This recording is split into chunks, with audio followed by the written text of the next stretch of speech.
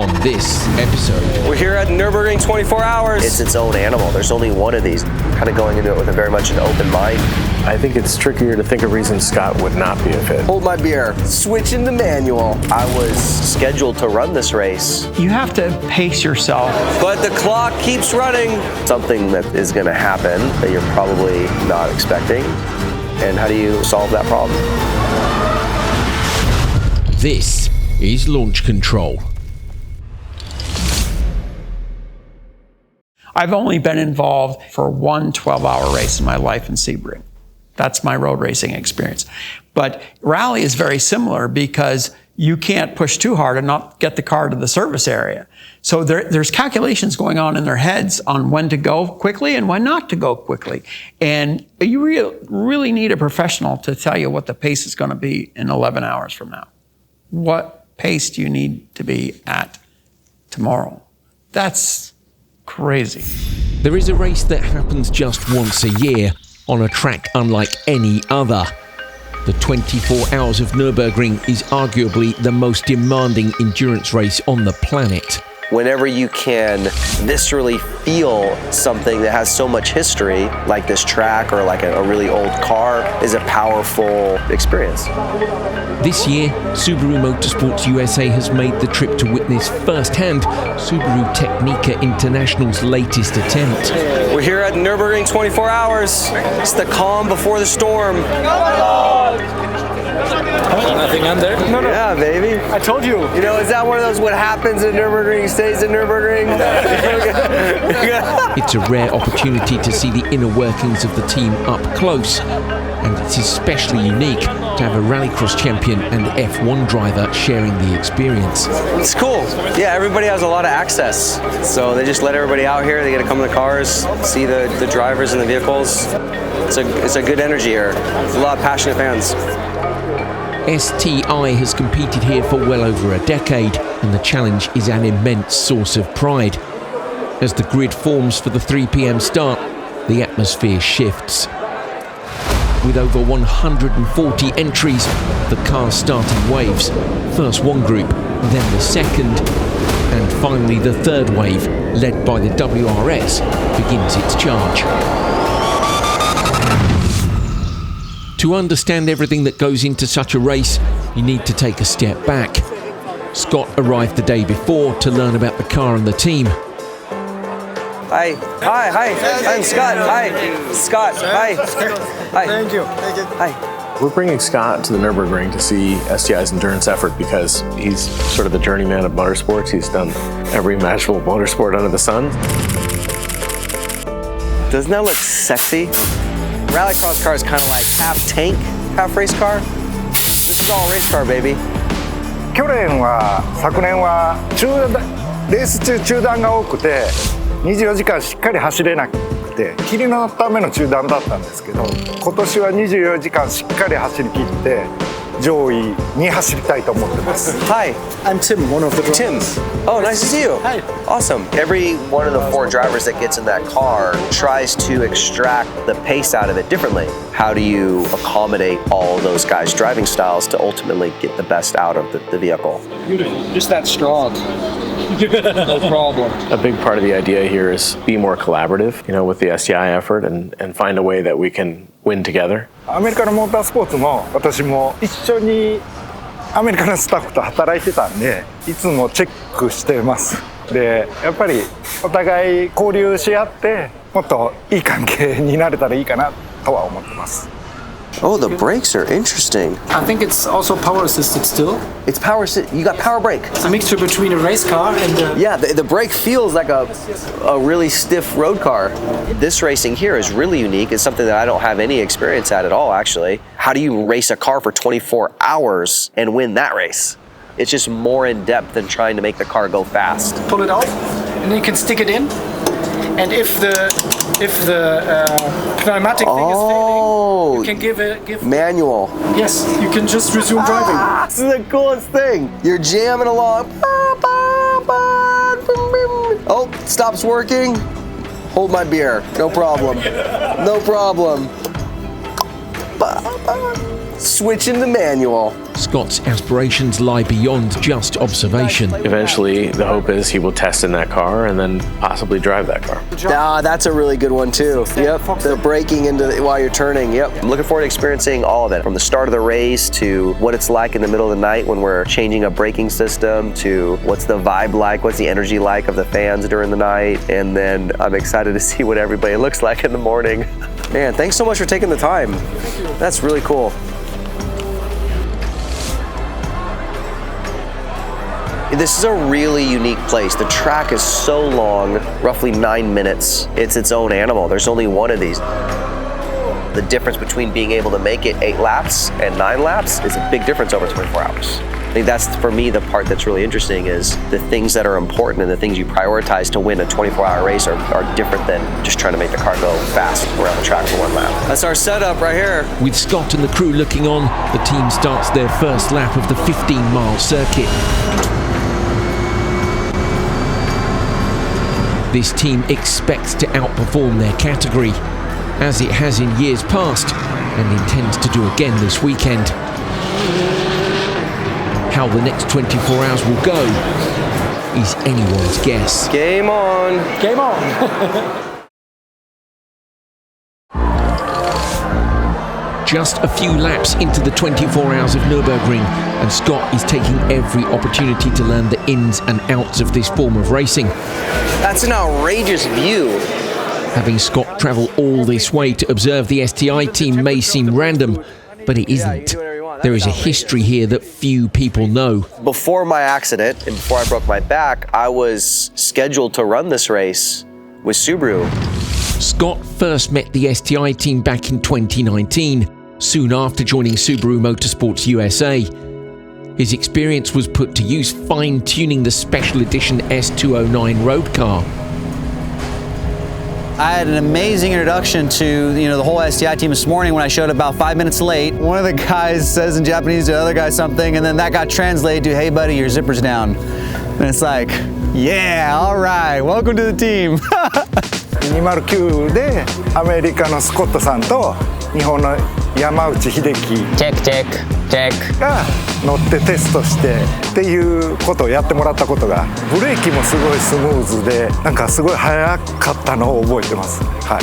His precise driving and development feedback raised eyebrows. Scott's one of the best drivers in the world. There's no question about it. One of the most precise drivers, repeatable drivers in the world. That's who he is. He's analytical, he studies, he works extremely hard, and he comes up with the results. From there, a conversation between Scott and STI began. My whole career has been racing race cars. And so we were actually changing dampers and springs on the S209, which is a road car. And to kind of have a small piece of that and to see what that process was like was really interesting to me. There was a time that Scott had pen to paper. He was going to go to Nurburgring and drive that car. I was really excited, for one, drive the very cool WRX STI that they have, and two, do a 24-hour race. I've never done something like that, and then obviously I broke my back and never had the chance to do that. An agreement was all but signed when Scott arrived at the Utah round of the Nitro Rallycross Championship. During qualifying, Scott pushed a little too far.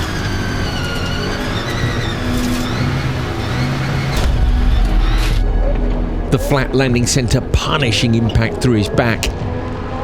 His season was over.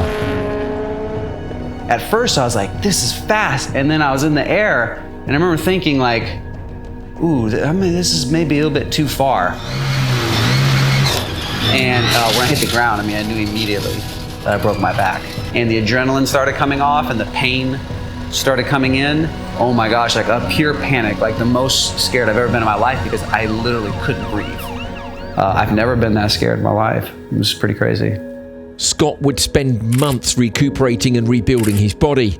His life, livelihood, and passion were on the line. For the first few weeks, it's like, I don't know what we're gonna do. Like, this is what we do, like we race. Now what? Because here I am tearing up. Because you don't know, like, are you ever gonna be able to race again?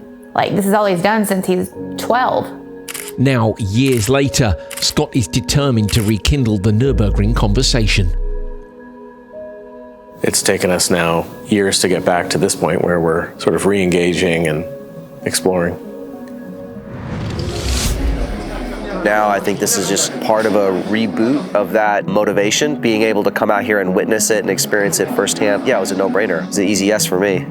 With 8 grueling laps complete, it's time for the team's first fuel, tyre and driver change. I guess if I'm honest, I don't have a specific thing that I'm looking for. I don't know what I don't know.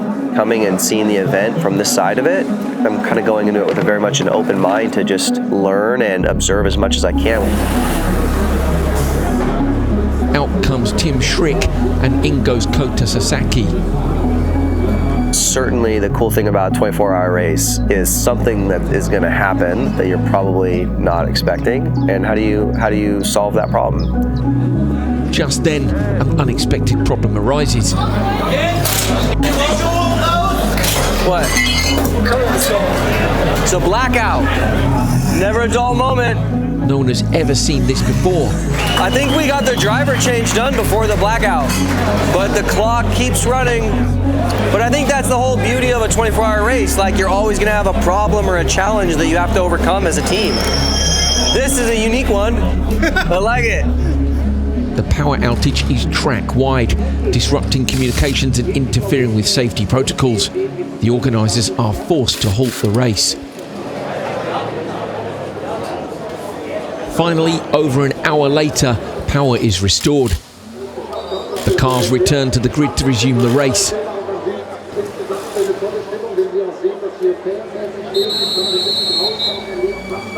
Back at full speed, STI looks to stretch the legs of their WRX. A lap of the Nordschleife takes drivers on a 15.7-mile roller coaster, carving 150 corners through the lush German forests, earning it the nickname the Green Hell. I think that STI has an endurance effort is a testament to the flexibility of the WRX across different types of motorsports. Project Midnight, the rally team car, and this Nurburgring 24-hour car are actually the same car. It's a great testament to the core foundation of the WRX. みんな普段レースだけやってるスタッフじゃなくってみんなパーツだったり STI のスペシャルティカーを開発しているスタッフで構成してますんでこの1年これだけのイベントに1年のこのイベントだけにみんなの思いを乗せて準備して1年の集大成なんでみんな心がこもっているというか、熱いパッションを持って臨みたいと思います。 Let me catch you up here. So we've been exploring, trying to get to this historic zone called the Brunchen. The driver said this is where the party's going down. We're in the right spot. Nice. Dedicated spectators from around the world are camped out in all directions. On track, Subaru has established a significant lead in the SP4T class and is chasing down many cars in higher categories. Man, this is the spot, dude. The risks come in all shapes and sizes. But Carlo Van Dam's quick reactions keep them in the hunt. That's us. He could feel our passion. We gave him some good energy. Staying focused on the mission will get harder as the night and fatigue sets in.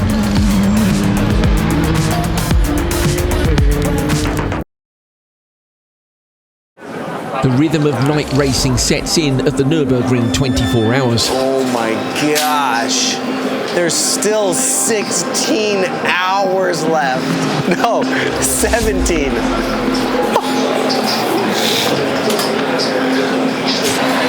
I got 5 that says he can't tell me what everything on there means.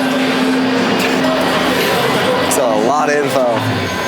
With multiple classes and speed differences, experience levels span from front runners chasing the win, track veterans, and young drivers still finding their footing.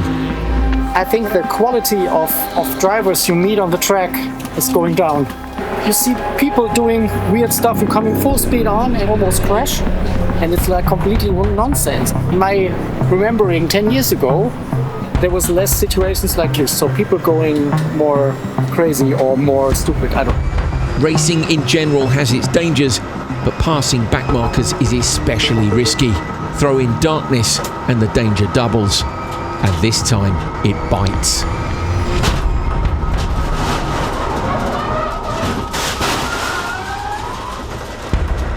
The car has suffered severe damage, and Tim Schrick has to limp back over 10 miles to the pits. Their hopes for a race win have evaporated. But like in rally, they press on regardless. The team scrambles to assess the damage and goes to work. Shoot. Fuck off. What happened? Very fast right-hander. And then spun off and hit the wall a little bit. Is there a big damage on the right side? I think the right side is fine. I thought I was past the car, he hit me in the left rear, and then I went off and hit the steel wall a little bit and made a 360. It's a long way around to come back. That's why it's a damage, because the tire... Seems like there's about 20 people here that have influential roles on the car. If those people are working in the same direction with the same goals, it's really important. You know, racing is unique in the sense that it is very much a team sport, even though there's kind of one person driving the car. A lot of the team aspect of motor racing is done behind the scenes. So it's really important that that all works well and that people are all on the same mission with the same goals. The car must be 100% before going back into action. There's still 14 hours of racing remaining, so any weaknesses will be revealed. When there is drama and damage to the car, the race doesn't stop. They have to get it fixed as fast as possible. Very similar to rally, that you're in the middle of a long competition. No one is giving up. I don't know those people personally that were on the race team, but I bet if they're involved in Subaru, there is a spirit of our technicians that you can't fake, you really can't buy. They have something inside them to deliver.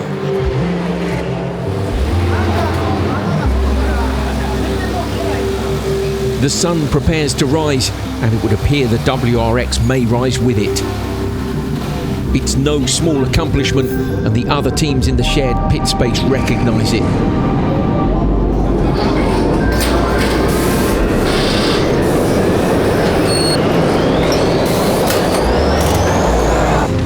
They can no longer win the race, but their heart and passion are on full display.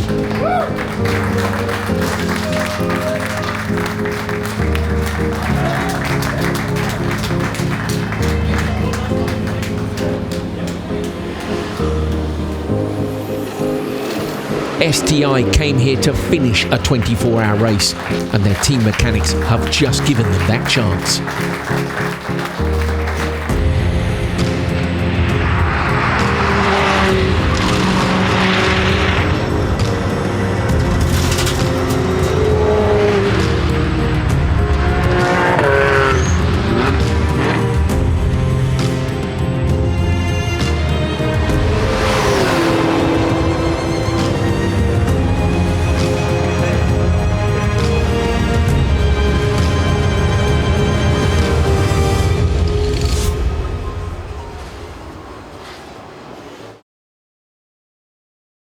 The Nurburgring always claims its share of victims.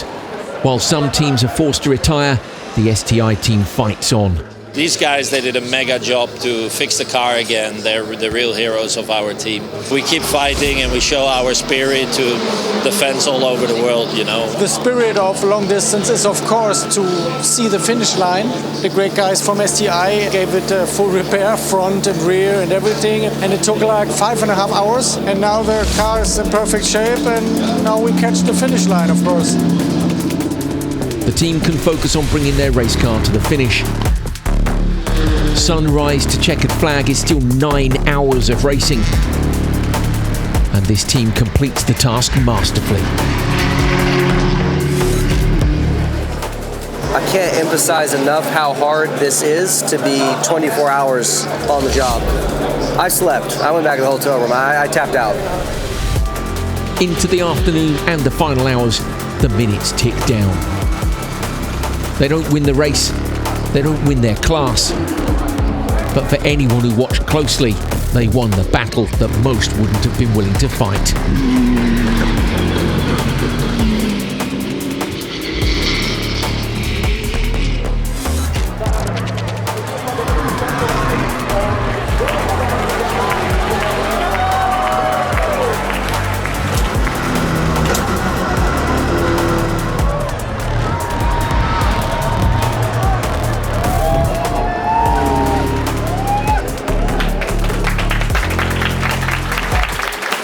It was a really good feeling to see everybody so happy to complete the race. It's not as much about winning as it is just deal with the individual challenges that all the teams face. You know, the drivers, the crews, there's so many problems and things that are happening during the race, and just about sticking together as a team and persevering and fighting through a really challenging 24 hours.